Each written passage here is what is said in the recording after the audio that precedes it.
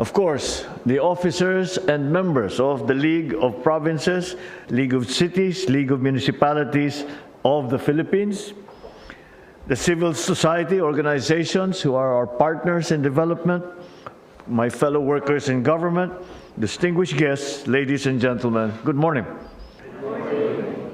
Today, this administration launches sa Bagong Pilipinas, Bawat Bayan Makikinabang, an initiative anchored on the principle that our local government must be empowered to respond to the needs of the people. Bilang local chief executive, kayo ang unang nakakaramdam ng problema at unang nakakarinig ng mga hinaing. Dahil kayo ang nakakaalam ng tunay na kalagayan sa inyong komunidad, sa inyo nagsisimula ang pagbabago. For more than 3 decades, the Local Government Support Fund, or LGSF, aside from the national tax allocation, has served as the bridge between national and local government and local communities. Ang mga proyektong pinondohan ng LGSF ay agarang naghatid ng suporta at ginhawa sa ating mga kababayan. Ilan sa mga ito, ang pagsemento ng Farm to Market Road, halimbawa sa Barangay Putlan, sa Nueva Ecija, ang pagsasagawa ng school building sa Kamuning Elementary School sa Kamsur. Nakapaghatid din tayo ng kuryente gamit ang renewable energy sa Barangay Sayon at sa Agusan del Sur. At napaayos natin ang gigagwit waterways system sa Surigao del Norte. However, in the past, it worked mainly as, shall we say, a demand-driven system. Inilalabas lamang ang pondo kapag ang lokal na pamahalaan ay nakapag-submit ng lahat ng requirement para sa panukalang proyekto.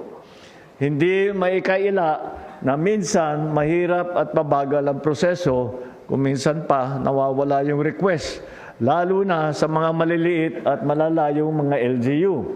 Nakakagulat, nawawala yung request. Bakit kaya yun? Kaya inutos ko at natutukan ang mga problemang ito. Nagsagawa tayo ng malawakang konsultasyon kasama ang Union of Local, ang ULAP, the League of Municipalities of the Philippines, League of Cities ng Pilipinas, upang tukuyin kung anong mga hakbang ang kailangan natin gawin.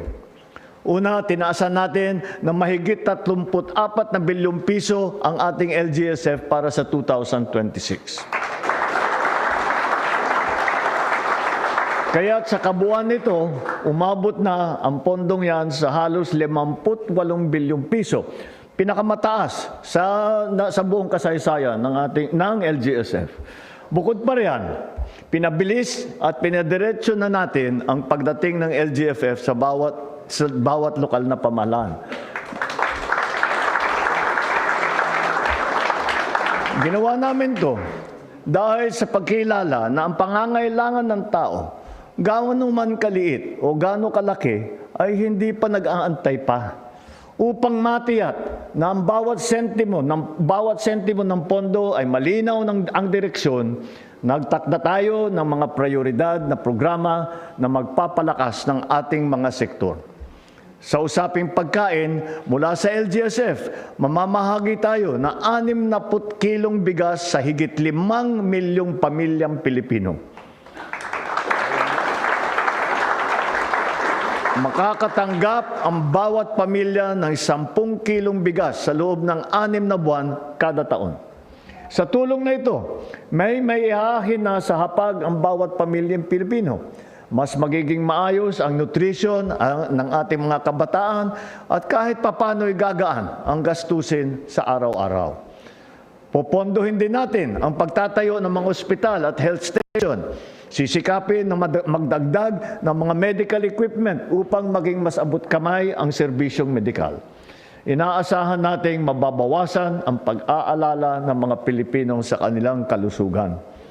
Kailangan na rin nating paigtingin ang ating paghahanda laban sa mga sakuna na pinalala ng climate change. Bibigyan natin ng suporta ang ating mga kababayan upang magkaroon ng multipurpose hall, sports facilities, iba pang mga pasilidad na maaaring magamit bilang evacuation center.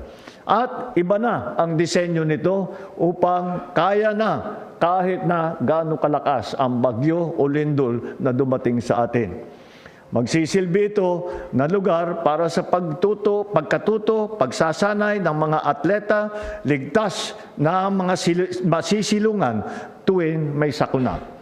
Susuportahin din natin ang pagsasagawa ng farm-to-market road at local road network upang mapabilis ang galaw ng mga produkto, ng serbisyo at ng mga mamamayan. Makakatulong ito upang bumaba ang presyo ng mga bilihin at tumaas naman ang kita ng mga nagsasaka. At patuloy din natin isinasaayos ang mga water supply system at electrification project. Mababawasan nito ang pangamba ng ating mga kababayan kung saan kukuha ng malinis na tubig o kaya naman kung ligtas ba ang kanilang komunidad pagkagabi. Bahagi ng LGSF na mas malawak nating layunin na isulong ang bagong Pilipinas kung saan ang pag-unlad ay nararamdaman sa bawat rehiyon at bawat komunidad. Ngayon 2026, nai-release na ang humigit kumulang 1.19 trillion pesos na national tax allotment para sa mga LGU. Mas mataas ito ng higit 15% kumpara ng 2025. Ibig sabihin, mas kaya na ngayon ng ating mga LGU na pondohan ang mga programang kailangan ng kanilang nasasakupan. Mamayang hapon, sasaksayan din natin ang isa pang resulta ng pagtutulungan ng pambansa at lokal na pamahalaan. Sa kasunduong ito, mas mapapabilis ang pagpapatayo ng mga silid-aralan ng ating mga komunidad. Nauna nang lumagda ang mga gobernador noong February 11. Ngayon naman, mga city mayor. Maisa sa katuparan lamang ang ating mga hangarin kung patuloy ang ating pagkakaisa at ang ating koordinasyon.